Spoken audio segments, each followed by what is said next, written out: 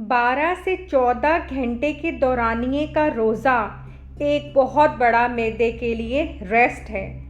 फिर इस खाली मैदे में जब हम जहर भर दें तो फितरी अमल है कि हमें सेहत के हवाले से शदीद नुकसान का सामना करना पड़ेगा।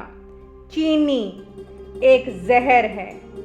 चीनी से भरे मीठे ये भूख और प्यास को बढ़ा देते हैं, हालांकि इसमें ग़िज़ायत भी बहुत कम होती है। याद रहे, हमें दिन में 6 चम्मच चीनी चाहिए होती है, जो पहले ही हमारे खाने में मौजूद होती है।